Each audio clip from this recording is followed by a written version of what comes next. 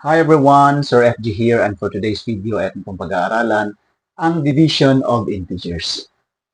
Ang division of integers ay meron pong kaparehas na rules sa multiplication of integers. Meaning, pag positive divided by positive, the answer is positive. Negative divided by negative, the answer is positive. Positive divided by negative is equal to negative. Negative divided by positive is equal to negative.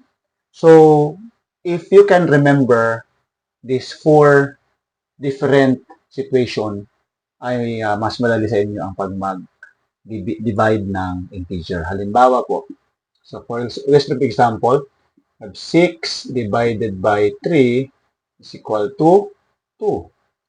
Pero pag 6 negative divided by negative 2, parehas pa rin siya positive. So, negative 6 divided by negative 2, the answer is 3.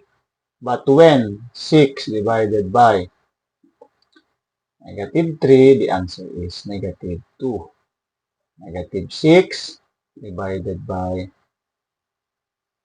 2 is equal to negative 3. Another one, 10 divided by 5, negative is equal to negative 2. And then 15, negative 15 divided by 3 is negative 5.